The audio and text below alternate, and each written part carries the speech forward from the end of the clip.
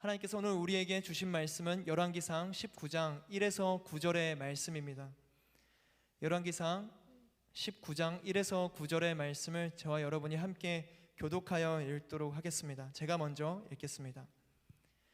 아합은 이세벨에게 엘리야가 한 모든 일과 엘리야가 모든 예언자들을 칼로 죽였다는 이야기를 해주었습니다. 이세벨은 엘리야에게 사람을 보내 말했습니다. 만약 내일 이맘때까지 내가 내 목숨을 죽은 예언자들 가운데 하나의 목숨처럼 되게 하지 못하면 내가 우리 산들에게서 천벌을 받아 마땅하다. 엘리야는 이 상황을 보고 목숨을 지키려고 일어나 도망쳤습니다. 그는 유다의 브엘세바에 이르자 자기 종을 거기에 남겨두고 혼자서 하룻길을 가서 광야에 다다랐습니다. 그는 로뎀나무 아래에 앉아서 죽기를 기도했습니다. 여호와여, 이제 이것으로 충분하니 제 목숨을 가져가 주십시오. 저는 저의 조상들보다 나은 것이 없습니다. 그러고는 로뎀나무 아래 누워 잠이 들었습니다. 그때 천사가 그를 만지며 말했습니다. 일어나서 뭘 좀 먹어라. 엘리야가 둘러보니 머릿맡에 뜨거운 수치로 구워낸 빵 한 덩이와 물 한 병이 있었습니다. 그는 그것을 먹고 마시고 난 뒤 다시 누웠습니다. 여호와의 천사가 다시 와서 그를 만지며 말했습니다. 일어나 뭘 좀 먹어라. 내 갈 길이 아직 멀었다. 그리하여 그는 일어나 먹고 마셨습니다. 그 음식으로 기운을 차린 뒤 엘리야는 밤낮으로 40일 동안 걸어가서 하나님의 산인 호렙산에 이르렀습니다. 함께 읽겠습니다.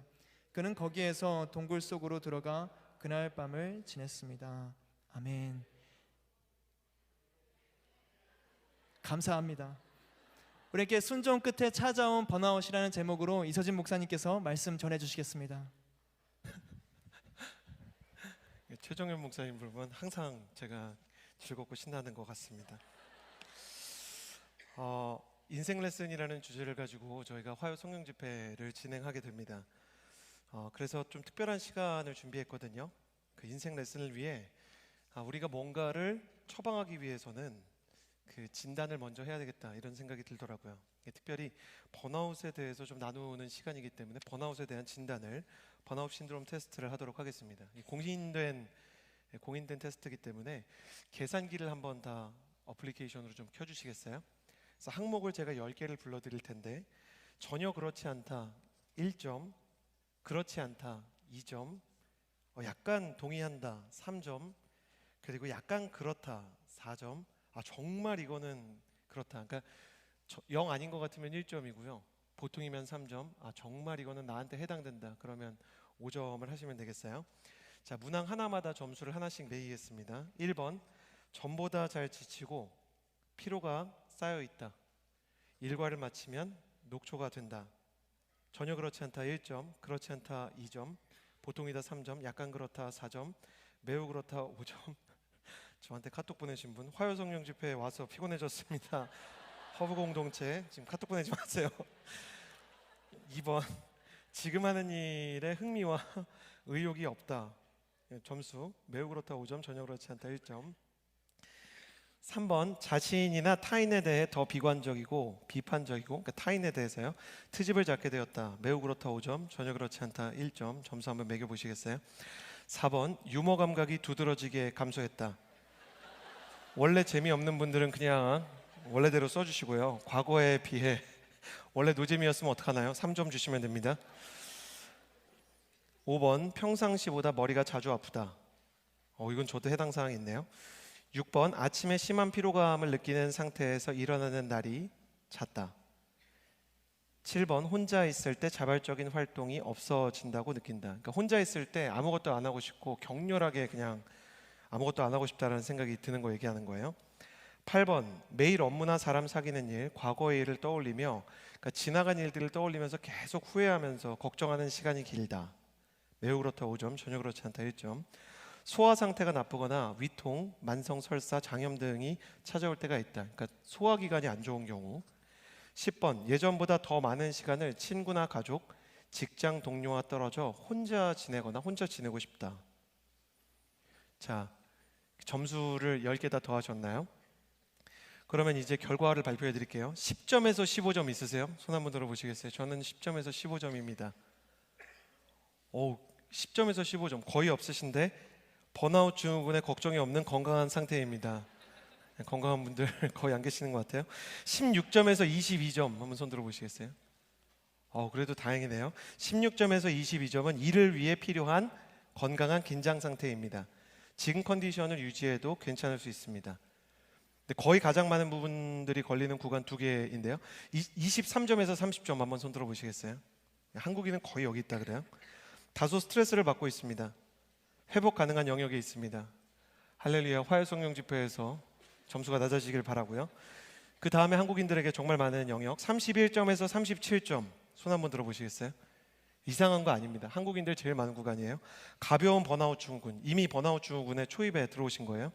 휴식 시간을 확보하고 스트레스를 줄이고 특별히 스마트폰이나 미디어 디바이스를 좀 멀리해야 한다고 합니다. 38점에서 44점 있으세요? 38점 이상. 이것도 많이 계시네요. 38점에서 44점은 번아웃 증후군입니다. 증상 완화를 위해 라이프 스타일이 내 삶이 어떤지를 좀 점검하고 무언가 사람들과 상의하면서 이거를 좀 다시 한번 다잡을 필요가 있다고 합니다. 45점 이상 있으세요? 45점 이상 있어도 거의 손을 들기가 힘들죠. 아무것도 안 하고 싶은 마음이 들기 때문에. 번아웃 증후군이 심화된 상태로 회복을 위한 상담과 지원에 타인의 도움이 필요합니다. 스스로 이겨낼 수 없는 레벨에 이르렀다는 거예요. 대한민국을 살아가는 대부분의 사람들은 가벼운 번아웃 증후군을 겪는 일이 많다고 하고요. 점점 그 번아웃 증후군을 심화시키는 경우가 많다고 합니다. 탈진에 대해서 몇 가지 오해가 있는데 가장 많은 오해는 탈진은 자꾸 실패를 경험하고 좌절을 경험하기 때문이다 라고 생각하는 분들이 계시는 것 같아요. 그런데 제가 목회자로서 살아가면서 탈진한 사람들을 만나면서 경험한 중요한 교훈 중에 하나는 탈진은 실패를 통해서 찾아오기도 하지만 성공을 통해서 찾아오기도 한다는 걸 배웠어요. 온누리 교회 안에서 사역을 하다 보면 가끔 영화 배우들이랑 이야기할 기회가 생길 때가 있는데 저한테 카톡 보내서 목사님 몇 점이세요? 물어보지 마세요. 저한테 설교할 때 카카오톡 메시지 좀 보내지 말아주시고요. 비밀입니다. 영화 배우분과 이야기할 기회가 있는데 무명일 때 실패했을 때도 너무 힘든데 출연한 영화가 크게 흥행하고 나서 집으로 돌아왔을 때 너무 흥행을 한 거예요. 너무 잘 된 거예요. 근데 그 영화에서 특별히 좋은 상담가나 아니면 멘토, 다른 사람들을 이끌어주고 누군가의 특별히 주인공을 잘 도와준 역할을 했거나 너무 사람들이 인정하고 칭찬하고 격려하는 성공작을 찍고 나서 많은 사람들이 마치 시대의 아이콘처럼 생각을 하는데 집으로 돌아와 보면 막상 자기는 외로운 거예요. 자기가 연기한 그 캐릭터와 실제 자기가 간극이 큰 거예요. 마치 높은 곳에서 추락을 하는 것처럼 너무나 심각한 어려움을 겪는 거죠. 유명한 배우였던 구디 런팅과 패치 아담스의 주인공 역할을 맡았던 배우도 사실은 자기를 많은 사람들이 인생의 주인공처럼 생각하고 치유자처럼 생각하지만 실제로 나는 너무 외롭다. 로빈 윌리엄스도 그렇게 이야기를 했다고 하죠. 그는 스스로 목숨을 끊는 안타까운 일을 벌이게 됩니다. 그러니 성공을 한 사람도 자신의 인생에서 실제로 자기의 내면 세계가 해결되지 않은 경우에는 번아웃을 경험하기도 하고 성공했기 때문에 그 다음 작품을 고르고 그 다음 일을 할 때 더 많은 어려움을 겪기도 한다는 겁니다. 성경에도 마찬가지입니다. 아무리 위대한 영적 지도자라도 실패를 겪지 않았던 것도 아니고 성공 이후에 탈진을 경험하기도 합니다. 오늘 본문에서는 구약 전체를 통틀어서 가장 영적인 능력이 탁월했다고 알려진 강력한 영적 지도자 엘리야의 탈진과 번아웃을 다루고 있습니다. 그는 갈멜산에서 바알과 아세라 선지자 850명과 영적 대결을 해서 승리한 이후 오히려 광야로 달려가 로뎀나무 아래서 엎드려 죽기를 구합니다. 그러면서 그가 하나님께 이렇게 기도하는데요. 여호와여, 이제 이것으로 충분하니 제 목숨을 가져가 주십시오. 저는 저의 조상들보다 나은 것이 없습니다. 그러니까 차라리 그냥 죽었으면 좋겠다. 그러니까 많은 그 성서학자들이 엘리야가 초기나 중기 우울증에 들어가는 모습처럼 보인다. 그가 너무 심각한 번아웃을 겪고 있다라고 생각합니다. 하나님 앞에 엎드려서 차라리 내 생명을 데려가 달라고 하소연하다가 피곤에 지쳐서 탈진해서 쓰러져서 잠이 든 엘리야의 모습, 그 모습을 통해 우리 자신의 모습을 거울처럼 보고 있지 않은지요. 어두움의 세력과 홀로 싸우던 불의 사자 엘리야가 지쳐서 쓰러진 모습 속에서 그가 왜 쓰러졌는지를 생각해 보게 됩니다. 오늘 말씀을 통해 영적인 사람에게 찾아오는 영적인 탈진과 우리를 위협하는 번아웃에 대해서 좀 나눠보고자 합니다. 1절과 2절의 말씀을 같이 한번 읽어보도록 하겠습니다. 오늘 본문 1절 그리고 2절의 말씀을 함께 읽겠습니다. 시작. 아합은 이세벨에게 엘리야가 한 모든 일과 엘리야가 모든 예언자들을 칼로 죽였다는 이야기를 해주었습니다. 그러자 이세벨은 엘리야에게 사람을 보내 말했습니다. 만약 내일 이맘때까지 내가 목숨처럼 되게 하지 못하면 내가 우리 신들에게서 천벌을 받아 마땅하다. 이스라엘 왕 아합은 그래도 하나님을 아는 사람이었고요, 엘리야와 반대편의 바알 선지자와 그리고 아세라 선지자 850명이 대결을 할 수 있는 장을 마련해 주었습니다. 근데 아합이 이런 장을 마련해 주었던 것은 이세벨이 그 집에 없었기 때문이에요. 아합의 아내 이세벨은 이스라엘 태생이 아니라 이방을 섬기던 두로와 시돈 국가의 이방 여인입니다. 그가 이 나라에 바알과 아세라를 가져온 사람이죠. 바알과 아세라의 제사장들은 이세벨이 고향에서 섬기던 우상의 제사장이었을 뿐만 아니라 어떤 의미에서 이 고대의 세계가 우상을 섬길수록 재정일치사회, 정치와 제사장의 권력이 같이 움직이는 사회라는 것을 생각해 볼 때 이세벨의 정치적 기반이기도 했어요. 근데 자기가 친정 두로와 시돈에 갔다 온 동안에 집으로 돌아와서 보니까 자기 정치적인 지지자 850명이 다 죽었어요. 자기가 애써 공들여서 이 나라에 뿌리내리게 했던 우상의 문화와 자기가 공들여서 뿌리 내려놓았던 정치적인 기반이 다 삭제되니까 너무너무 분노가 되는 거예요. 그래서 남편한테 이게 어떻게 된 일이냐고, 내 사람들은 다 어떻게 됐냐 그랬더니 아합이 엘리야가 모든 예언자들을 칼로 죽였다라는 이야기를 해주는 거예요. 저는 이 모습에서 아합의 심정이 이해가 됩니다. 유부남이 돼보면 아내가 물어볼 때가 제일 무서운 때예요. 그때 사람이 진실하게 모든 얘기를 다 하게 되거든요. 그러니까 아합이 어떻게 된 일인지 소상하게 얘기했을 거예요. 유부남에게 그래도 아내가 화가 나 있을 때 그나마 다행인 건 내가 한 일이 아닐 때, 그러니까 내가 한 일이 아니야, 여보 엘리야라는 사람이 이런 걸 했어, 그리고 막 얘기하기 시작한 거예요. 그러니까 이세벨이 어떻게 하냐면 이 엘리야를 위협하기 시작합니다. 엘리야를 위협하고 분노를 금할 수 없었던 그가 엘리야에게 사자를 보내요. 사자를 보냈다는 건 메신저, 사신을 보냈다는 거죠. 공개적으로 협박하기 시작하는데 이렇게 얘기합니다. 만약 내일 이맘때까지, 그러니까 내일 지금 이 시간까지 내가 너를 죽이지 않으면, 내가 너의 목숨을 죽은 예언자들 가운데 하나의 목숨처럼 죽게 하지 못하면 내가 우리 신들에게 저주를 받을 거다. 그러니까 살해를 하는 게 아니라 살해 예고를 하는 거예요. 이세벨의 목적은 뭐냐면 엘리야를 그냥 죽이는 게 아니었어요. 이세벨은 엘리야를 두렵게 만들고 싶었어요. 정말로 엘리야를 죽이려고 했다면, 이세벨이 정말 엘리야의 목숨을 취하려고 했다면 메신저인 사신이 아니라 자객을 보냈겠죠. 엘리야는 깜짝 놀랐을 거예요. 이세벨이 자기가 어떤 시간에 정확히 어디 있는지를 다 알잖아요. 여러분 무섭지 않겠어요? 여러분이 길거리에서 왕과 탕후루를 먹고 있는데 어떤 사람이 와서 당신에게 온 편지입니다, 이름 적힌 편지를 주면 이거 진짜 혼란스럽고 스토킹 같지 않겠냐고요. 구태여 사람을 보내서 협박하는 것은 그를 두려움으로 몰아넣어서 엘리야의 영혼을 위축시키려고 했던 것입니다. 탈진은 어떻게 찾아오는가? 여러분 여기서 사단이 하는 일을 보게 됩니다. 첫 번째, 하나님의 지도자들이 탈진을 느끼는 것은 공포의 무게에 짓눌릴 때입니다. 엘리야의 영혼 가운데 어마어마한 두려움이 찾아오기 시작했어요. 엘리야가 나의 모든 것을 소상히 알고 있는 권력자가 있다는 사실에 그의 마음이 완전히 눌리기 시작했습니다. 그래서 엘리야는 어떻게 하냐면 하나님의 선지자답지 않게 네게브 사막이라는 데를 갑니다. 엘리야는요, 우리나라처럼 이 남북이 나누어져 있는 시대거든요. 지금 우리나라가 남한과 북한이 나누어져 있는 것처럼 당시에 남유다와 북이스라엘이 나누어져 있는데 엘리야는 어디로 가냐면 우리나라로 치면 일본으로 간 거예요. 북한 사람이. 그러니까 굉장히 멀리로 간 거죠. 심지어 그는 걸어서 간 겁니다. 그가 가장 남방 유다 왕국보다 훨씬 더 밑에 있는 사막까지 갔다는 건 정말 갈 수 있는 데까지 달아났다는 거예요. 엘리야가 달아난 이 거리가 엘리야가 가지고 있는 두려움의 깊이를 보여줍니다. 사단은 이세벨처럼 하나님의 사람들을 위협하고 협박해서 두려움 속에 빠지게 만듭니다. 그리고 염려와 불안으로 사람의 영혼을 강하게 옥죄는 것입니다. 열심히 하나님을 섬기던 사람들이 하루아침에 두려움에 빠져서 기도가 나오지 않게 만들고 찬양을 하려고 하는데 그 찬양 소리가 밖으로 나오지 않는 침체와 그리고 불안 가운데 빠뜨리게 하려는 것이죠. 성도가 두려움에 빠지면 사명과 예배의 자리에서 힘을 잃거나 심지어 그 자리를 잃고 도망가게 되어 있는 것입니다. 루마니아 공산권 시절에, 루마니아라는 나라가 완전히 공산권으로 물들여져서 크리스천들이 다 투옥되고 영적인 지도자들이 고문받던 때가 있었습니다. 거기에 영적 지도자 범브란트라는 목사님이 계셨어요.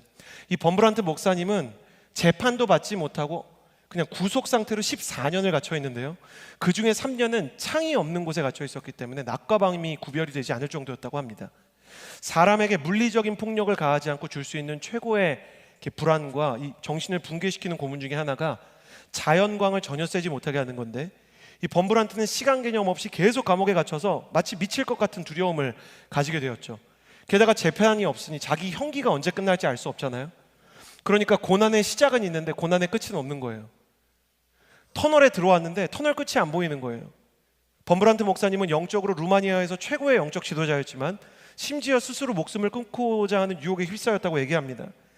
그는 하나님께 정말 거의 초기 우울증, 중증 우울증을 거쳐서 심각한 우울증 증세를 경험하며, 하나님, 제가 여기서 도대체 뭘 어떻게 해야 됩니까? 저는 더 이상 버틸 수가 없습니다. 그러는데 하나님께서 선명한 음성으로 그에게 말씀하셨다는 거예요. 범브란트, 성경에서 두려워하지 말라는 말을 창세기부터 요한계시록까지 세봐라. 그래서 세봤더니 루마니아 성경으로 두려워하지 말라라고 해석될 수 있는 구절이 총 366번 나왔다 그래요. 거기에서 범브란트 목사님이 굉장한 위로를 받았다고 합니다. 그는 하나님께 왠지 알 것 같지만 물어봤다 그래요. 하나님, 366번 이것을 기록한 이유가 뭡니까? 365일 내내 내가 너를 두렵게 하지 않도록 지켜주겠다. 근데 366번은 왜 그렇습니까? 그랬더니 하나님이 서양도 똑같고 동양도 똑같거든요. 4년에 한 번 윤달이 있지 않냐? 내가 그 하루까지 책임져 주겠다. 아니면 네가 365일 내가 두려워하지 말라고 얘기하고 한 번 더 얘기하는 걸로 여겨도 좋다. 그는 감옥에서 간수들을 전도하기 시작했어요. 죄수들을 전도하고 그곳에서 복음을 전하다가 그의 인생 가운데 다시 한번 영적인 전성기를 회복하게 되었다고 합니다. 사랑하는 여러분, 주님께서 오늘도 우리에게 두려워하지 말라라고 말씀하십니다.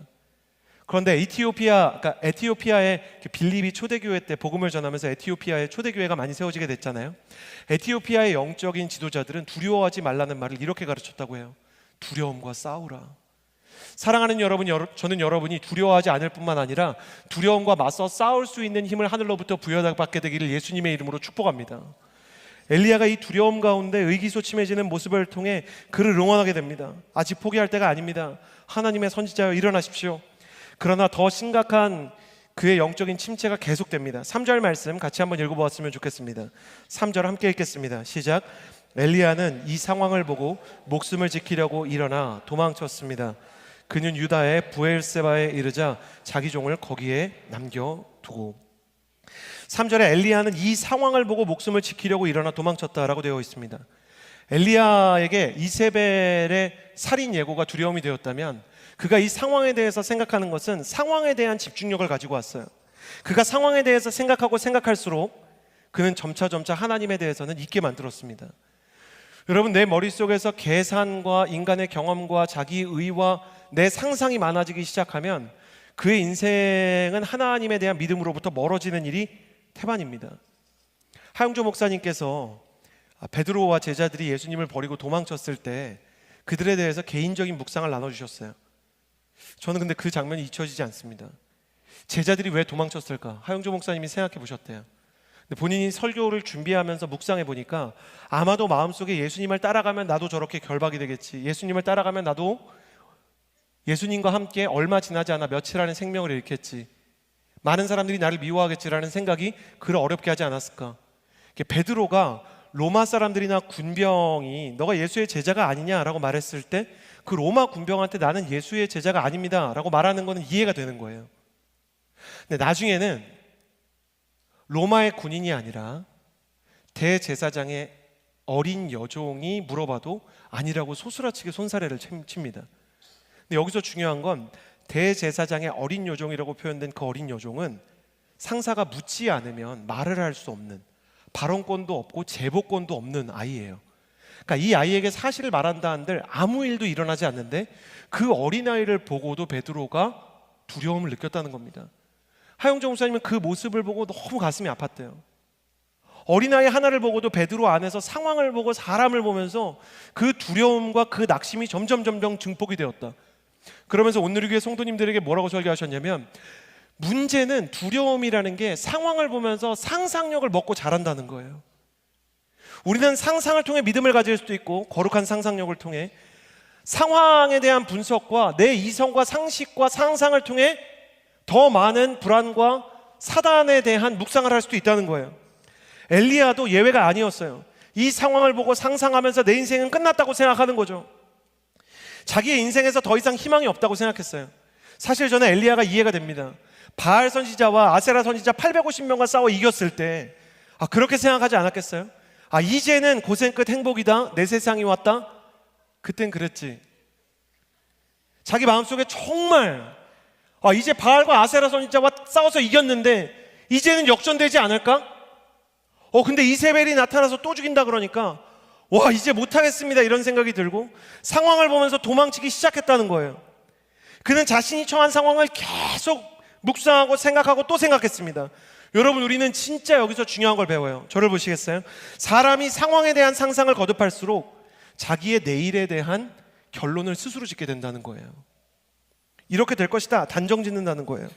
그의 상상 속에서 이세벨의 분노와 자기의 사형 장면이 계속 선명해졌고, 자기의 상상이 부정적이어질수록 하나님께서 역사하셨던, 하늘에서 불을 내려주셨던 장면은 지워지기 시작했습니다.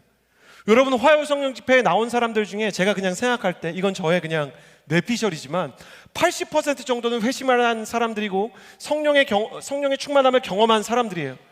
그런데 상황에 짓눌리면 그 과거에 나와 함께 하시고 홍해를 건너는 것처럼 나를 기가 막히게 인도하셨던 그 하나님의 역사가 잊혀지기 시작하는 것입니다. 이러다가 나는 죽게 될 것이고 끝날 것이다 라는 단정이 지어지기 시작하는 것이죠. 제가 여러분에게 영적인 진리 하나를 말씀해 드리겠어요. 결론을 내리는 것은 사람의 영역이 아닙니다.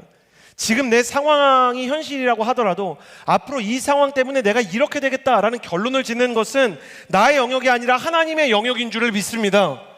여러분, 교만이 뭔지 아세요?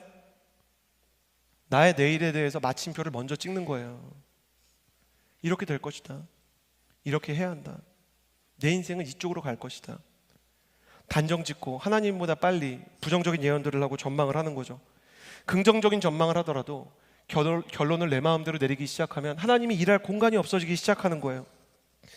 우리가 진짜 어려울 때는 어떻게 해야 됩니까? 다윗의 시편은 영적인 쉼표라고 부릅니다. 왜 영적인 쉼표인지 아세요? 다윗이 하나님 이렇게 힘듭니다, 너무너무 괴롭습니다, 자기 현실에 대해서 하나님에게 솔직하게 얘기하지만 그 다음에 하나님께서 임하실 공간과 시간을 남겨두었기 때문이에요. 많은 시편은 전반부와 후반부, 전반전과 후반전으로 나누어져요. 전반부에 막 고뇌하던 다윗의 시편이 후반부로 가면 하나님께서 나의 기도를 들으셨도다, 하나님께서 나와 함께 하셨도다. 저는 시편 중에 다윗의 시편이 그렇게 너무 많이 이렇게 전환되는 걸 보면서 하나님께 이렇게 물어봤었어요. 하나님, 도대체 갑자기 절과 절 사이에, 예를 들어 4절과 5절 사이에 갑자기 어떻게 사람이 이렇게 바뀔 수가 있습니까? 하나님이 제 마음 가운데 그런 감동을 주신 적이 있어요. 다윗에게는 기록되지 않은 하프타임의 행간이 있었다. 그러니까 전반부의 기도를 드리고 나서 하나님의 임재가 그 하프타임 가운데 마치 축구의 전반전과 후반전 사이의 작전 타임처럼 하나님이 임하신 거예요. 그 부분에 대해서 일일이 기록되지 않았지만 그때 어떻게 하나님을 만났는지 다윗이 하나하나 다 기록하지 않아도 오히려 물음표처럼 남겨둔 그 행간 속에 초청이 있는 거예요. 당신이 여기 기록되지 않은 이 전반전, 시편의 전반전과 후반전 사이의 하프타임을 경험하는 사람이 된다면 당신도 당신의 인생에 마침표를 찍게 되지 않을 것이다. 이 상황을 하나님의 눈으로 보게 될 것이다.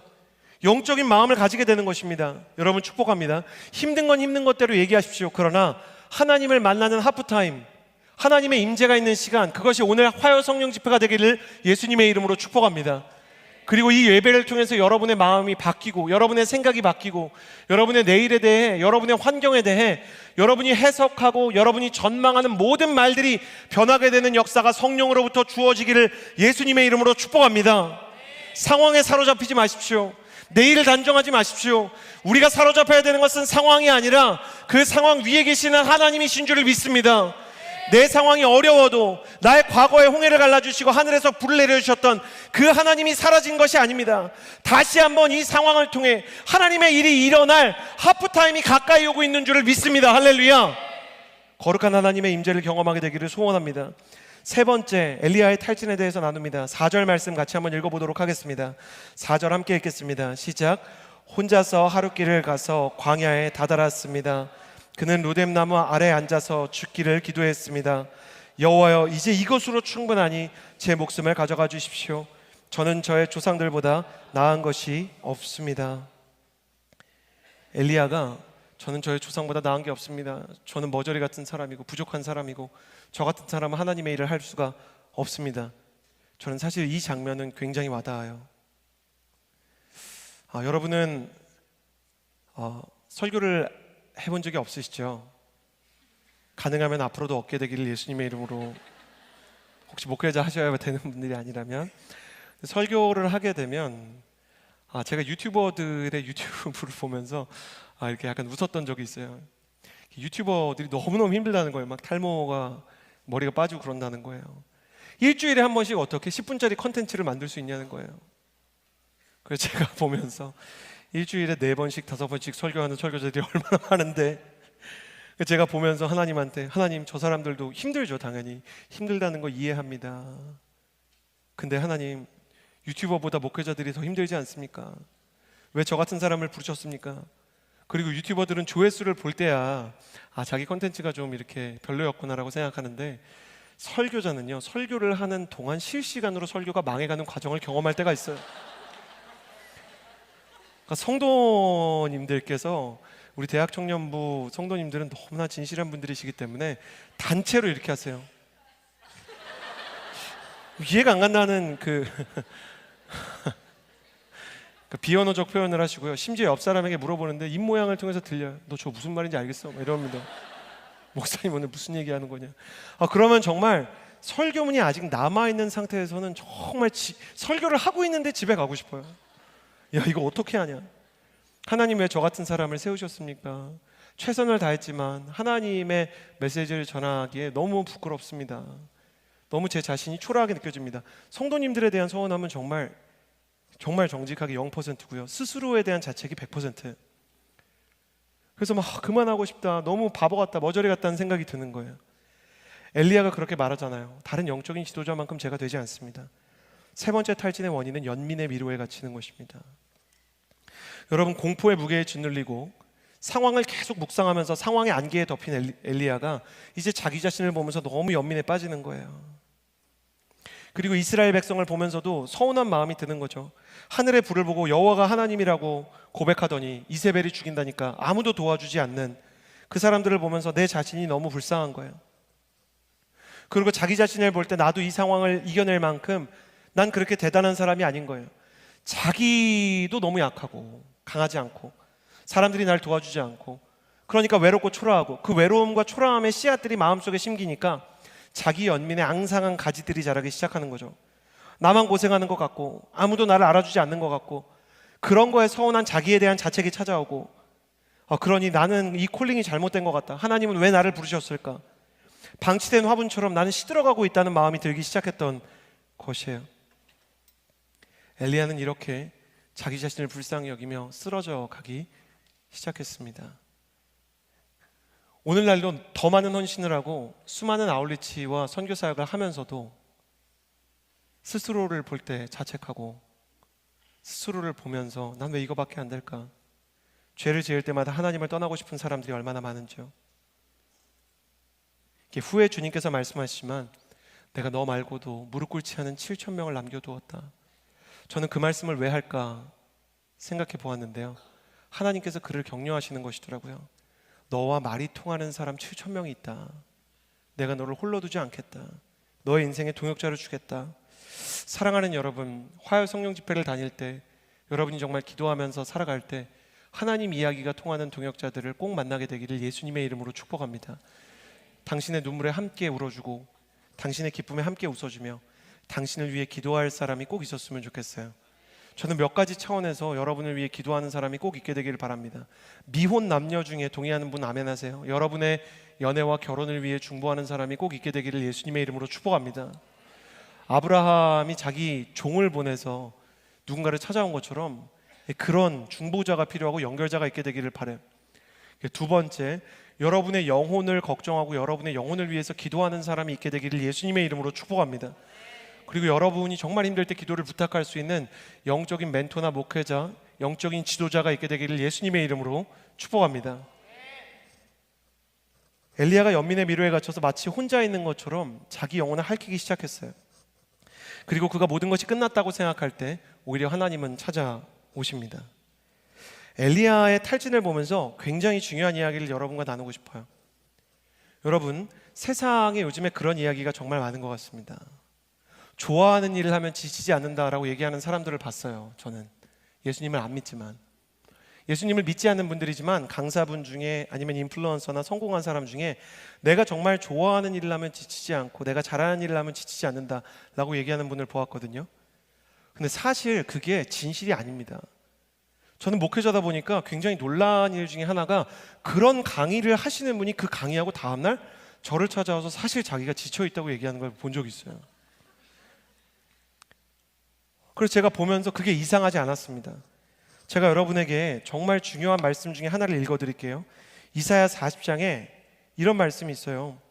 야곱아 어찌하여 네가 말하며 이스라엘아 내게 이르기를 나에게는 여호와께 숨겨졌으며 내 송사는 내 하나님에게서 벗어난다 하느냐. 이사야가 이스라엘 백성을 보니까 하나님의 심판을 받고 너무 지치고, 이사야 자신도 모든 예언자들이 그렇듯이 예언자들이 하나님의 진실을 얘기해도 사람들이 하나님의 말씀으로 들어주지 않잖아요. 그러니까 너무너무 지치고 힘든 때가 있었나 봐요. 이사야 40장이 회복의 장이라고 알려져 있지만 이사야 40장은 그 어느 장보다 피곤과 탈진에 대한 얘기를 많이 합니다. 30절엔 이런 말씀이 있어요. 이사야 40장 30절, 소년이라도 피곤하며 곤비하며 장정이라도 넘어지면 쓰러진다. 그러니까 정말 쓰러지지 않고 지치지 않을 것 같은 사람도 지치고 쓰러지게 되어 있다는 거예요. 성경 전체로 확대해서 보면 엘리야도 지쳤잖아요. 제가 여러분에게 물어보고 싶어요. 엘리야가 의미 없는 일을 하다가 지친 겁니까? 엘리야가 악한 일 하다 지쳤나요?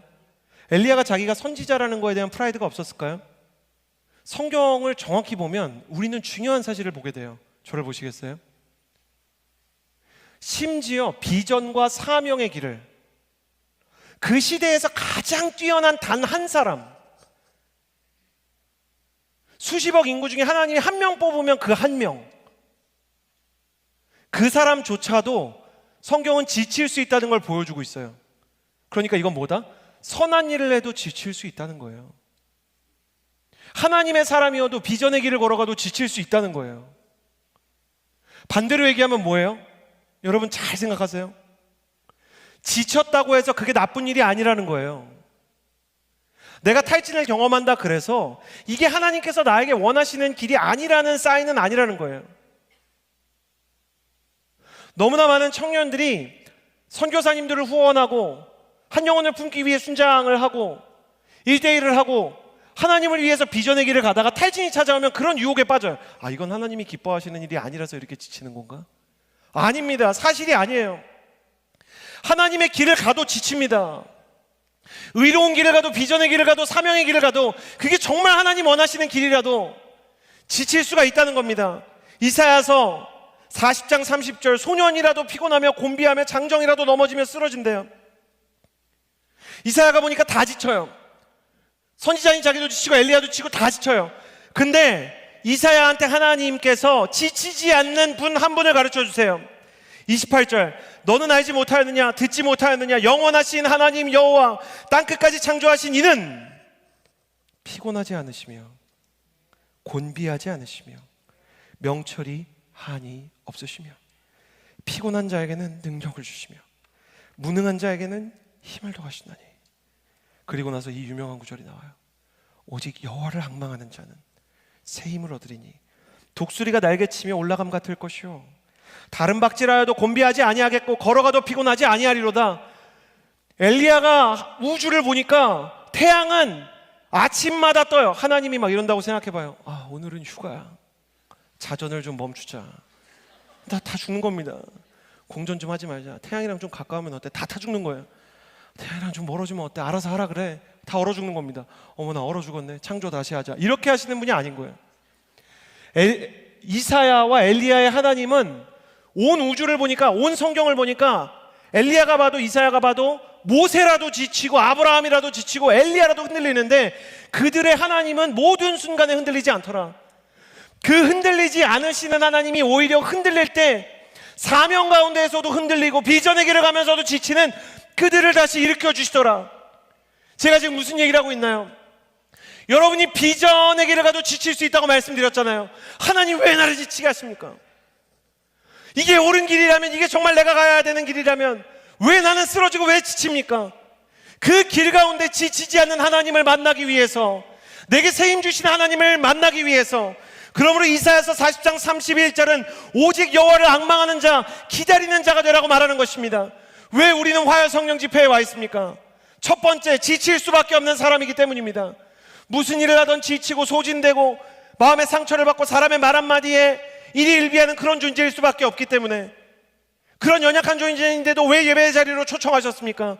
이 자리야말로 하나님을 기다리고 앙망하는 자리이므로 이 자리에서 예배하는 사람들에게 하나님께서 독수리 날개침 같은 성령의 능력을 부어주시기 원하기 때문에, 사랑하는 여러분, 몇 가지 선포할 텐데 아멘 하시길 바랍니다. 첫 번째, 하나님 앞에서 내가 지칠 수밖에 없는 사람, 죄를 지을 수밖에 없는 사람이라는 겸손을 가질 수 있게 되기를 예수님의 이름으로 축복합니다. 다른 사람 판단하지 않고, 하나님 난 지칠 수밖에 없습니다. 연약할 수밖에 없습니다. 엘리야도 지치고 이사야도 지쳤는데 내가 어떻게 안 지칩니까? 하나님 나는 연약합니다라고 고백할 수 있는 겸손한 예배자가 되기를 예수님의 이름으로 축복합니다. 그러나 지쳤다는 이유로 달아나지 않고, 지쳤다는 이유로 포기하지 않고, 나는 지쳤지만 지치지 않으시는 하나님을 신뢰합니다 라고 말하는 믿음의 예배자가 되기를 예수님의 이름으로 축복합니다. 겸손한데 믿음은 강한 거예요. 지쳤는데 믿음은 흔들리지 않는 거예요. 탈진이 찾아왔는데 하나님에 대한 신뢰는 견고해지는 거예요. 이 영적인 역설이 여러분의 인생 가운데 찾아올 수 있게 되기를 예수님의 이름으로 축복합니다. 이것이 뭔지 아시겠어요? 내가 약할 때 강함이 된다는 거예요. 내가 가장 약할 때 강함이 되시는 여호와 하나님, 그 성령 하나님을 만나는 밤이 될지어다. 주님께서 가장 약할 때 찾아오신다. 그래서 성령의 충만함을 가지고 다시 한번 비전의 트랙을, 섬김의 트랙을, 한 사람을 향한 양육의 트랙을, 순장을, 목회를, 선교를, 사역을, 여러분의 인생의 비전을 다시 한번 감당할 수 있는 하나님의 비전의 사람이 되기를 예수님의 이름으로 축복합니다. 엘리야가 가장 지쳤을 때 하나님께서 엘리야를 찾아오셨어요. 5절 말씀 같이 한번 읽도록 하겠습니다. 5절 함께 읽겠습니다. 시작. 그리고는 로뎀나무 아래 누워 잠이 들었습니다. 그때 천사가 그를 만지며 말했습니다. 일어나서 뭘 좀 먹어라. 하나님께서 엘리야를 세 가지로 치유하시는데, 첫 번째는 위로해 주시는 거예요. 나를 이해하시고 위로해 주시고 공감해 주시는 거죠. 저는 이 천사가 좀 황당했을 것 같아요. 천사는 하나님의 명령에 거의 기계적으로 순종하시잖아요. 근데 천사가 받은 오더가 좀 특이했을 것 같아요. 천사야, 넌 가서 엘리야를 만져라. 그러니까 천사가 이렇게, 그러니까 천사가 사람을 이렇게 쓰다듬는 장면이 성경에 거의 안 나오거든요. 근데 하나님께서 엘리야를 쓰다듬었어요. 제 딸이 몸이 굉장히 아프거든요, 오늘. 그래가지고 이 아이가 뭘 먹으면 토하고 지나갈 것 같긴 하고, 큰 병은 아닌 것 같지만 어린아이들이 그렇게 아플 때가 있어요. 본능적으로 부모는 그 아이를 쓰다듬게 되더라고요. 손을 씻고 전염을 예방하더라도 아예 안 만지는 게 제일 안전한데도 계속 아이를 쓰다듬는 거예요. 쓰다듬는 의미가 뭘까? 아빠가 너랑 같이 있고 너가 잘못해서가 아니라 어릴 때는 아플 수 있다, 격려하는 거죠. 엘리야를 어루만진 손길도 내가 너의 마음을 이해한다는 의미예요. 하나님은 주님을 따르다가 지쳐 쓰러지는 사람들을 당연히 이해하십니다. 하나님이 지치는 사람을 이해하는 걸 어떻게 하는지 아세요? 성경의 모든 지도자들이 다 지쳤었거든요. 전 그게 너무 위로가 되는 것 같아요. 성경에는 철이나 초인이 없어요. 다 고만고만한, 물론 우리보다 훨씬 위대한 분들이지만 모세도 지쳤고, 그리고 다윗도 지쳤고, 엘리야도, 이사야도, 심지어 예수님마저 겟세마네에서 기도할 때 힘겨움을 느끼셨다라고 얘기합니다. 저는 오늘 이 저녁에 사단이 우리를 정죄하고 자기 연민과 정죄감에 빠지게 하는 모든 세력으로부터 자유케 되어서 네가 지칠 수 있다 품어주시는 성령님 만나기를 예수님의 이름으로 축복합니다. 주님이 우리가 지치는 걸 이상하게 여기지 않으신다. 첫 번째로 나를 이상하게 여기지 않으시는 하나님에 대한 신뢰가 있어야 우리가 회복할 수 있는 것입니다. 두 번째, 6절에서 7절 같이 한번 읽도록 하겠습니다. 함께 읽겠습니다. 시작. 엘리야가 둘러보니 머리맡에 뜨거운 수투로 구워낸 빵 한 덩이와 물 한 병이 있었습니다. 그는 그것을 먹고 마신 뒤 다시 누웠습니다. 여호와의 천사가 다시 와서 그를 만지며 말했습니다. 아직 멀었다. 첫 번째는 나를 이해하시는 하나님이라면 두 번째는 일상 속에 계시는 하나님이세요. 하나님이 영적인 이야기만 해주시는 게 아니라 하나님께서 음식을 주셨어요. 저는 이 빵이 정말 맛있었을 것이라고 확신합니다. 왜냐하면 하나님이 만드셨잖아요. 그러니까 사람이 구운 빵이 아니에요. 하나님이 구운 빵이에요. 이 빵을 먹었다는 거는 전 정말 궁금하긴 합니다. 이게 어떤 맛이었을까? 제가 옛날에 유럽 여행을 갈 때 막 구운 크로와상을 파리에서 먹은 적이 있거든요. 와, 여기가 크로와상의 나라구나 그런 생각이 들었어요. 근데 그 빵을 먹는데 이 구절이 생각났던 적이 있어요. 도대체 그 빵은 무슨 맛이었을까?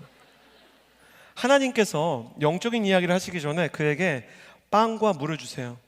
물론 많은 신학자들이 이것을 마치 성만찬과 같은 모습이라고 이야기합니다. 그러나 주님께서는 거기에 의미를 굳이 덧대지 않으시고 그냥 먹으라고 하셨어요.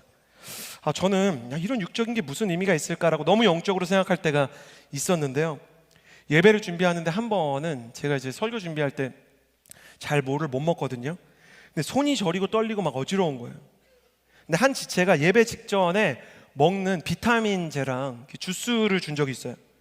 그래서 제가 그거 주스를 마시는데 당이 부족해서 저혈당이었나 봐요. 먹으니까 힘이 나더라고요. 그때 생각난 게 있어요. 옛날에 교회 표어 중에 돌이키면 살아나리라 이런 거 있었던 거 아세요? 근데 웬 센스 넘치는 간사님이 목회자 사관학교에 비타 500을 쭉 몇십 병을 넣고 거기 그렇게 써놨더라고요. 들이키면 살아나리라. 제가 그거 보고 야 진짜 천재적이다. 그때는 웃어 넘겼는데 제 마음 가운데 하나님께서는 별것 아닌 일상을 통해서도 힘을 주신다는 생각이 들어요. 여러분 그런 거 혹시 경험 못 해보셨나요? 어느 날 날씨가 너무 좋아서 걷다 보니까 하나님에 대해서 생각하게 되는 거예요. 하늘이 맑고 막 나무가 있는데 어느 날 유독 생뚱맞게 그 모든 자연이 아름답게 보이는 거예요. 새 쥐저귀는 소리가 들리는 거죠. 진짜 별거 아닌데 어느 날 교회를 가면 지체들이 그럴 때가 있어요. 오빠 오늘따라 얼굴이 좋아 보여요. 언니 오늘따라 얼굴 참 좋아 보이네. 그 얘기를 거듭해서 듣는 것만으로도 굉장히 위로와 힘이 있는 거예요. 교회에서 작은 일을 섬기고 안내팀으로 리본을 치고 이쪽으로 앉으세요 저쪽으로 앉으세요 했는데 사람들이 그날따라 이렇게 안내해 주셔서 감사합니다 인사 한마디에 사람이 힘이 나는 때가 있잖아요. 하나님께서도 일상의 작은 일을 통해서 은혜와 격려를 주기 원하세요. 반대로 이야기하면 사소한 일들을 잘 살펴보면 하나님께서 나를 위해 준비하신 선물들이 있을 때가 있더라고요. 전 가끔 너무 힘들면 저의 하루를 관찰해 봅니다. 근데 관찰해 보면 나의 하루 가운데 주님께서 주시는 은혜가 넘칠 때가 있더라고요. 사랑하는 여러분, 일상을 은혜의 눈으로 관찰하고 그 일상 속에 숨어있는 하나님의 선물을 만날 수 있게 되기를 예수님의 이름으로 축복합니다. 주님께서 우리를 이해하실 뿐만 아니라 제가 지금 무슨 선포를 정말 하고 싶은 거냐면 이미 우리를 위해서 하루 종일 일하고 계세요. 하나님의 은혜와 작은 일들로 우리를 채우시고 만지고 계세요.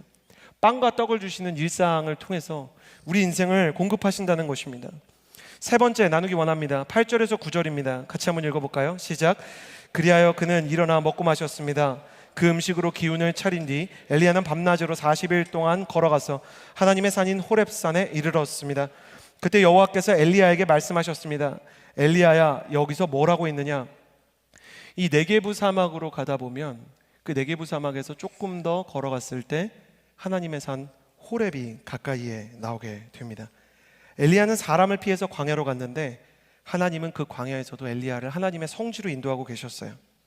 이 호렙산이라는 곳은 모세가 하나님 앞에 신을 벗고 소명을 받았던 곳입니다. 이스라엘 백성이 십계명을 받았던 신의 산이기도 합니다. 하나님께서 엘리야를 그곳으로 인도하고 계시는 거예요. 저도 이런 일을 경험했던 적이 있습니다. 너무너무 힘들어서 난 진짜 청년일 때 다음엔 절대 사역하지 말아야지. 난 쉴 거야, 안 할 거야. 심지어 교회를 떠나야지. 그러니까 누가 미워서도 아니고 그냥 너무 지쳐서. 그래서 걷다가 카페를 들어갔는데 그 카페가 너무 인자한 목사님이 하는 카페인 거야. 근데 그 목사님이 저를 보더니 뭐 힘든 일 있냐요. 분위기를 보니까 저를 전도하려고 하시는 거더라고요. 그래서 가만히 들어드렸는데 인생은 원래 힘들죠. 카페 사장님이 내 앞에 앉아서 이야기하는 것 자체가 수상하잖아요. 신천지 아니면 목회자 아니겠어요? 얘기를 하는데 그 목사님이 처음엔 저를 전도하려고 하다가 제가 이런 고민이 있습니다. 제가 크리스천인데 얘기하는데 제 마음을 너무 깊이 공감해 주시면서 형제를 하나님이 만나게 하려고 오늘 이 카페에서 내가 일을 했나 보다. 이곳이 주말에는 교회로 쓰여진다는 얘기를 하면서 아무도 없는 그 카페에서 저를 위해서 기도해 주시는데 정말 힘이 나더라고요. 모든 걸 내려놓고 도망치고 싶어서 이리로 저리로 방황하던 저를 하나님께서 이끌어주고 계셨어요. 네게부 광야로 북이스라엘에서 막 도망온 이 엘리야를 하나님께서 인도하고 계신다. 이게 여러분에게 어떤 의미겠어요? 여러분, 이 방황 가운데서도 하나님은 여러분을 인도하고 계시는 줄을 믿으실 수 있게 되기를 축복합니다. 광야라는 뜻은 미드바르, 말씀으로부터라는 뜻이죠. 이 광야에서 오히려 하나님의 음성이 들리게 되고 이 광야에서 오히려 하나님의 인도가 드러나게 되고 내 인생의 도피처에서 도리어 이 광야 가운데 함께 하시는 불기둥과 구름기둥에 하나님을 만나게 될 줄을 믿습니다. 엘리야가 정말 그 10년이 극도로 피곤하고 낭망이 되었을 때 무의식적으로 하나님의 산을 향해서 걷기 시작합니다. 그리고 그 안에서 그는 하나님께 다시 한번 기도를 하고 그분과 대화하기 시작하죠. 여기서 우리는 세 번째 치유를 경험합니다. 첫 번째, 나를 이해하시는 하나님. 두 번째, 일상 속에 계시는 하나님. 세 번째는 예배 안으로 오시는 하나님입니다. 하나님께서 나를 어디로 먼저 인도하시는가? 해결책이 있는 곳이 아닙니다. 지금 이세벨이 죽는 곳으로 인도하는 게 아니지 않습니까? 아합이 당장 죽는 곳으로 인도하는 게 아닙니다. 단지 하나님께서는 엘리야가 이겨낼 수 있는 예배를 먼저 회복하셨어요. 상황이 먼저 해결돼야 되는 게 아니라 예배가 먼저 부응해야 합니다. 오늘 당신의 예배가 하나님의 인도에 따라 이 광야에서도 부응하는 역사가 있게 되기를 예수님의 이름으로 축복합니다.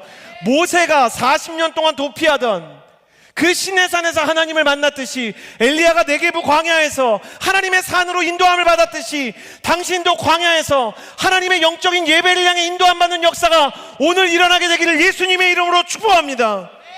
주님께서 여러분과 함께 계시다는 거예요. 그분은 엘리야에게 두 가지 말씀을 하십니다. 내가 어찌하여 여기에 있느냐? 여기서 뭘 하고 있느냐? 첫 번째 물어보세요. 그러니까 엘리야에게 호통을 치는 게 아닙니다. 너 왜 도망쳤냐? 이게 아니에요. 너 뭐가 그렇게 힘드냐? 너 뭐 때문에 내 앞에 왔느냐? 그리고 나서 두 번째로 주님이 주셨던 말씀은 11절에서 너는 여호와의 산 앞에 그저 서 있어라. 뭐가 힘든지를 얘기하면서 하나님의 산 앞에 서 있어라. 엘리야가 뭐가 힘든지를 다 얘기하기 시작해요. 내가 왜 넘어지고 좌절했는지 얘기하기 시작하니까 바람이 지나가고 지진이 지나가고 불이 지나가고 세미한 음성이 들리기 시작합니다. 그가 자신의 모든 진심을 다 쏟아내었을 때 도리어 하나님의 음성이 들리기 시작했던 것이에요. 사랑하는 여러분, 여러분의 인생의 모든 짐과 여러분의 인생을 탈진하게 하는 모든 것들을 주께 고백하십시오. 당신이 진실하다면, 당신의 마음속에 있는 것을 다 쏟아놓는다면 주님께서도 주님의 마음에 있는 것을 모조리 당신에게 쏟아줄 것입니다. 오늘 이 예배를 통해 여러분이 세미한 음성을 듣게 되기를 예수님의 이름으로 축복합니다. 이 예배를 통해 내가 광야에서 정말 마음을 닫고 오늘 화요성령 집회 찬양 시간에도 입이 열리지 않았지만 주님께서 오히려 이곳의 예배를 통해서 나를 회복시키시는구나, 그것을 경험하는 시간이었으면 좋겠어요. 여러분, 선한 일을 해도 지칠 수밖에 없습니다. 사명의 길을 가도, 정말 옳은 길을 가도 지칠 수밖에 없어요. 다 그만두고 싶으시죠? 사역도 비전도 가족도 다 내려놓고 도망가고 싶죠. 그러나 다시 그 일을 감당해야 합니다. 그게 하나님의 길이라면 다시 걸어야 하고, 그 사람이 하나님의 사람이라면 내가 붙잡아야 하고, 하나님께서 내게 주신 비전이라면 바닥에 던졌어도 다시 붙잡아서 먼지를 털고 내 가슴 안주머니에 다시 그것을 품고 주와 함께 동행해야 합니다. 하나님, 도저히 못하겠습니다. 하나님, 도저히 못 걷겠습니다. 그래도 주께서 당신을 이해하시고 일상 가운데 초청하시며 그 예배를 오늘 회복시켜 주실 줄을 믿습니다. 하나님은 저와 여러분, 우리 모두를 포기하지 않으십니다. 약할 때 강함이 되시는 하나님이신 줄을 믿습니다.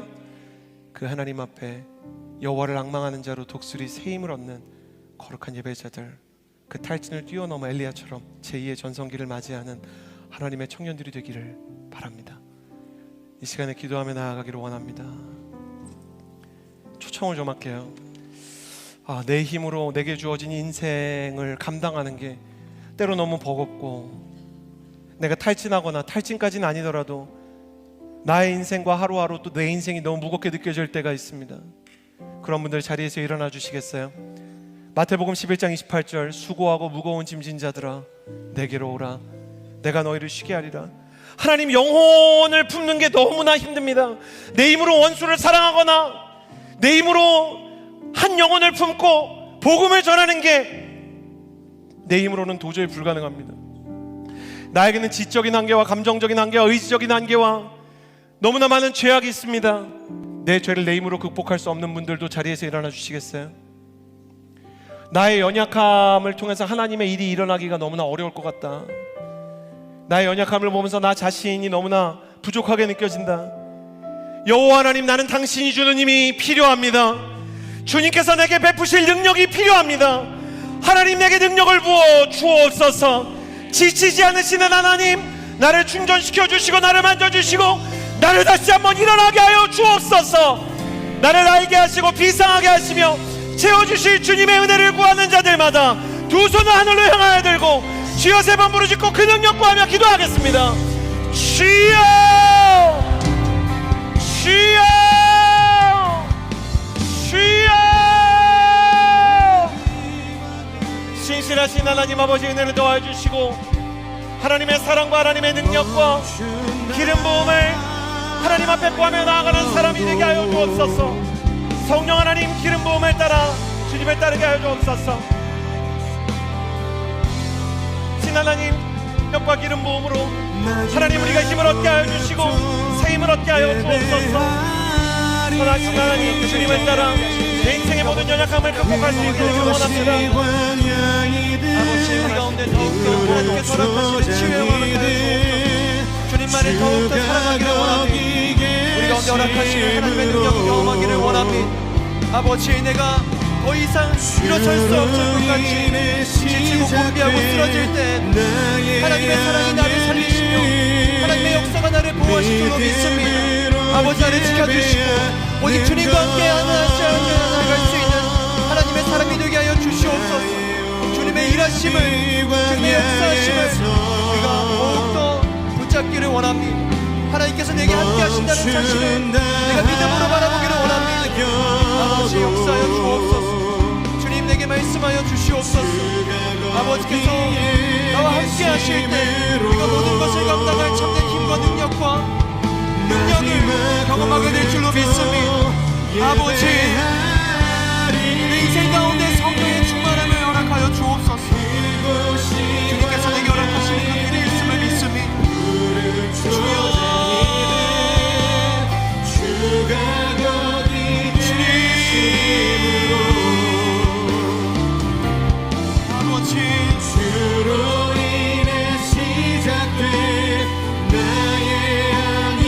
아버지, 임재하여 주옵소서. 나를 불쌍히 여겨주시고 하나님의 품 안에서 나를 품어 주셔서 아버지, 그 모든 것보다 우리를 넉넉하게 승리의 길로 이끄시는 주님만을 붙잡게 하여 주옵소서. 아버지,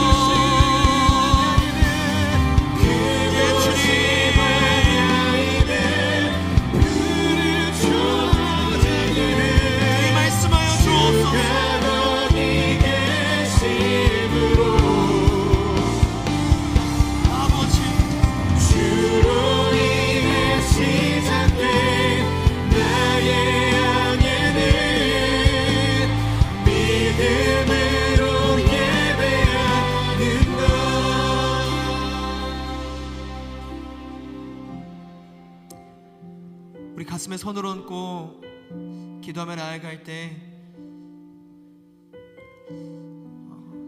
세상은 우리가 지치면 안 된다 이야기하고, 더 달려가야 된다 얘기하고, 더 노력해야 되고, 더 쌓아야 되고, 더 훌륭해야 되고, 더 탁월해야 된다고 요구하지만, 하나님께서는 우리에게 그것보다 더 큰 사랑을 더해 주십니다. 우리는 지칠 수밖에 없는 인간이고 때로 넘어질 수밖에 없는 사람입니다. 오늘의 이사야도 그랬고, 모세도 그랬고, 다윗도 그랬고, 예수님도 그랬습니다.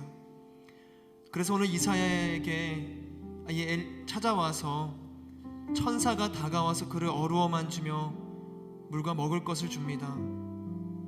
지칠 수밖에 없는 우리의 영혼에게 선포하며 함께 기도하며 나아갈 때, 사랑하는 주님, 이 세상의 시선으로부터 벗어나게 하여 주옵소서. 나를 위로하시고 괜찮다 말씀하시는 성령의 음성을 듣게 하여 주옵소서. 주의 위로하심 가운데 내 영혼이 반응하게 하여 주옵소서. 더 이상 내가 달려가야 하는 인생, 이 세상 가운데 탁월함으로 얻어내야 되고 성취해야 되는 인생이 아니라 하나님과 함께하는 인생이 되게 하여 주옵소서. 매 삶의 순간마다 주님의 어루어 만지심을 경험하는 하나님의 사람이 되게 하여 주옵소서. 우리 함께 주님의 이름을 부르짖으며 하나님의 위로하심을 간구하며 기도하며 나아갑시다. 주여, 주님, 아버지, 주님께서는 나를 어루어 만지십니다.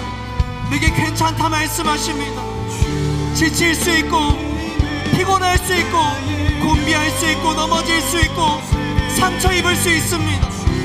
우리는 한 사람에 불과하기 때문에 아버지, 우리가 무엇을 하겠습니까? 우리가 뭐가 잘났다고 얼마나 우리가 훌륭하게 해낼 수 있겠습니까? 아버지, 우리는 하나님 없이는 안 됩니다. 아버지, 우리는 주님이 없이는 한순간도 일어날 수 없는 존재에 불과합니다. 아버지께서 내게 생명을 주셨고 우리도 그 생명을 붙잡고 나아갑니다. 주여, 주님의 위로하심을 붙잡게 하여 주옵소서. 따라가게 하여 주옵소서. 세상의 시선들, 이 문화와 사회 가치적인 문제들 속에서 내가 올라가야 되고 성취해야 되고 일어나야 한다는 아버지 그만한 강박 속에 내가 나조차도 속으며 살아갑니다. 아버지, 그러나 그때마다 내게 말씀하여 주옵소서. 물과 음식으로 나를 채워주옵소서. 나를 살려주시옵소서. 아버지, 주님은 언제나 내게 힘을 주시는 분이십니다. 주님 괜찮습니다. 내 아들아 내 딸아 괜찮다. 내 아들아 내 딸아 괜찮다. 아버지, 주님,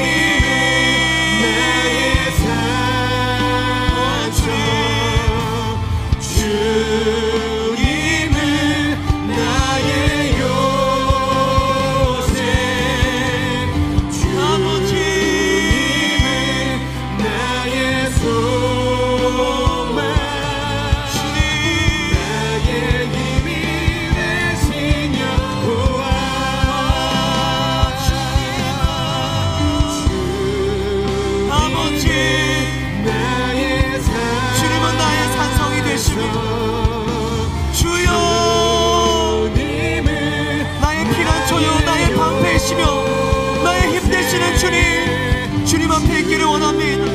아버지, 나의 교만과 모든 아집과 오만들을 무너뜨려 주시옵소서.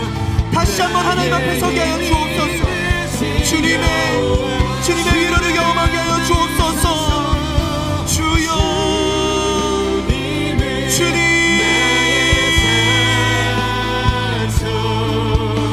내게 다가와 주옵소서.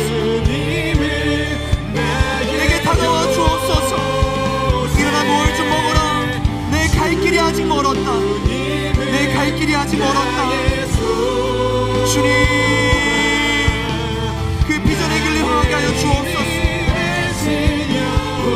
주님은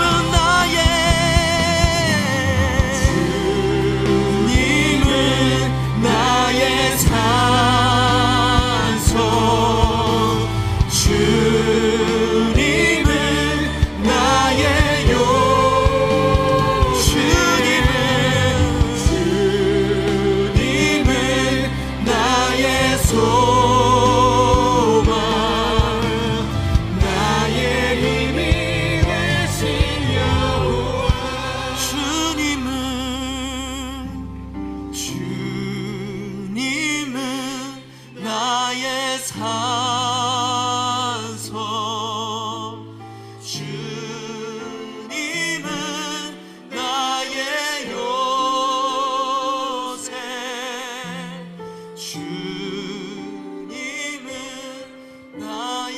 소망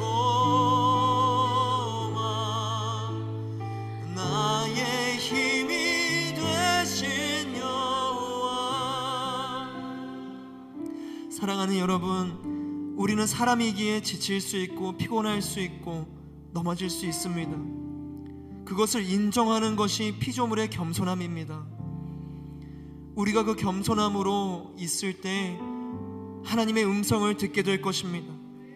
오늘 우리에게 주시는 하나님의 말씀, 일어나 뭘 좀 먹어라, 내 갈 길이 아직 멀었다. 일어나 뭘 좀 먹어라, 내 갈 길이 아직 멀었다. 하나님께서는 우리를 통해 하나님의 새 일을 이루시기를 원하십니다. 하나님의 뜻을 이루기를 원하세요. 하나님의 나라를 향해서 우리가 힘있게 달려가기를 원하십니다. 우리가 그 비전을 볼 때 하나님께서 우리에게 허락하시는 사명과 소명과 표대를 붙잡을 때 우리 인생에 새 힘이 생길 줄로 믿습니다. 하나님, 내게 비전을 허락하여 주시옵소서. 하나님의 나라를 향한 꿈을 회복시켜 주시옵소서. 우리 함께 주님의 이름 부르짖으며 그 비전과 소망과 힘을 간구하며 기도하며 나아갑시다. 주여, 주여. 하나님이 내게 힘을 주시고 소망을 주시고 아버지 생명을 주신 이유가 무엇입니까? 내 갈 길이 아직 멀었다. 내 갈 길이 아직 멀었다. 하나님이 여러분을 통해 새 일을 이루기를 원하십니다. 주님의 뜻을 행하시기를 원하십니다. 여러분의 삶을 통해 하나님 나라가 이루어질 것입니다. 하나님은 우리를 통해 주의 나라를 확장시키기를 원하십니다. 복음이 증거되기를 바라십니다. 하나님께서 여러분을 도구로 부르시고 통로로 부르십니다. 아버지, 내가 순종하게 하여 주옵소서. 아버지, 넉넉히 일어나 주의 길을 향해 달려가게 하여 주시옵소서.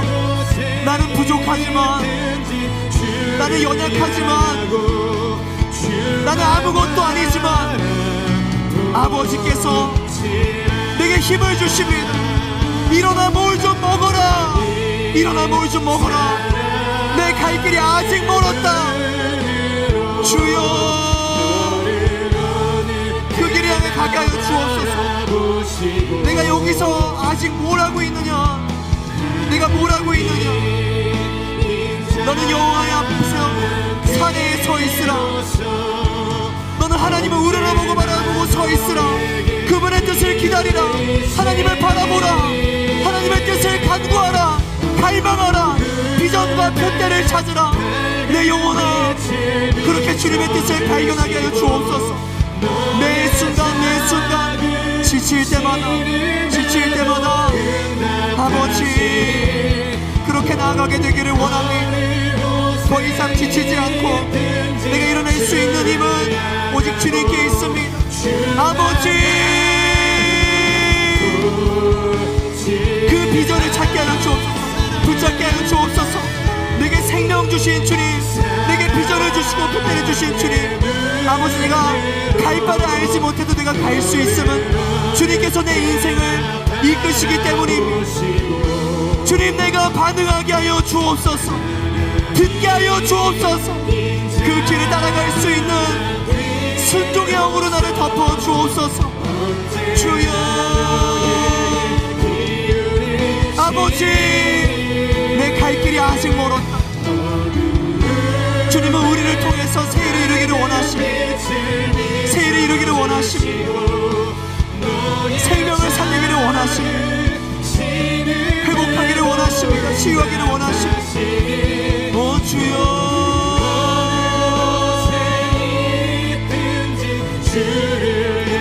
주님, 주여,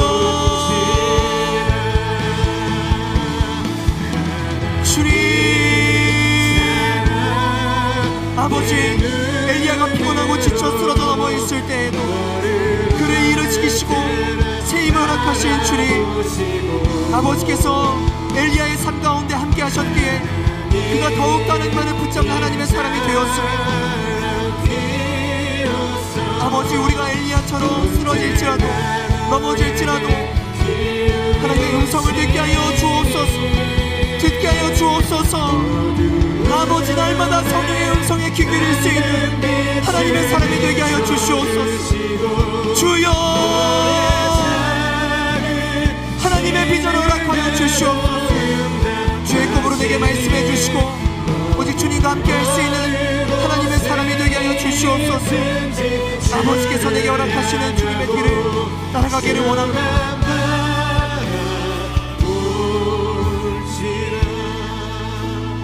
사랑하는 여러분, 엘리야가 지쳐 쓰러져 넘어 있을 때 하나님의 음성을 듣고 주님의 채우심을 경험하며 다시 한번 일어나 주님의 나라를 향해 달려가는 사람이 됩니다.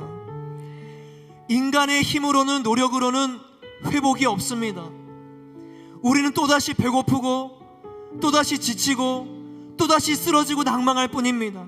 그러나 오직 여호와를 앙망하는 자는 새 힘을 얻으리니 독수리가 날개 치며 올라감 같을 것이요 다른 박질하여도 곤비하지 아니하겠고 걸어가도 피곤하지 아니하니로다. 다시 한번 기도만 나갈 때, 주님, 성령께서 나와 함께 하시기를 소망합니다. 여호와를 앙망하는 새 힘을 내게 허락하여 주옵소서. 주님이 주시는 힘으로 일어날지어다. 엘리야와 같은 사람이 될지어다. 함께 기도하며 나아갑시다. 주여, 주여, 주여, 주여. 아버지, 나는 광야에 있을지라도, 내가 궁핍에 처해 있을지라도, 내가 어느 곳에 있을지라도 성령 따라 나아가게 하여 주옵소서. 성령의 인도하심을 경험하며 입히시고 먹이시는 주님의 돌보심을 경험하게 하여 주옵소서. 아버지, 피곤하고 지친 내 인생 가운데 오직 성령의 임하심을 따라가기를 원합니다. 여호와를 앙망하며 사랑하며 우리가 주님 따라 나아갈 수 있는 하나님의 자녀가 되게 하여 주시옵소서. 엘리야가 그랬던 것처럼 오직 주님과 함께 나아가기를 되기를 원합니다. 주여, 주님,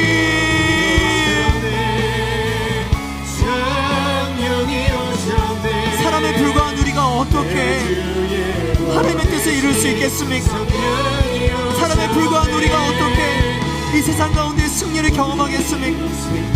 우리는 넘어질 것이고 피곤할 것이고 지칠 것이고, 그러나 주님, 주님이 나와 함께 하실 때 내가 모든 것을 감당할 힘이 주님께서 부어줄 줄로 믿습니다. 주여, 주님, 주님의 역사하신, 주님의 말씀하신 그곳에 내 영혼이 있기를 원합니다. 주여, 친히 찾아오셔서 그 나라 꿈꾸게 하시네. 성령이 오셨네, 성령이 오셨네. 내 주의 보내신 성령이 오셨네. 우리 인생 가운데 친히 찾아오셔서 그 나라 꿈꾸게 하시네.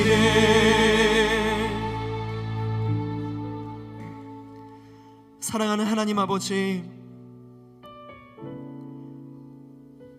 한계가 짙고 생명의 유한함을 품고 있는 우리가 어떻게 지치지 않겠습니까?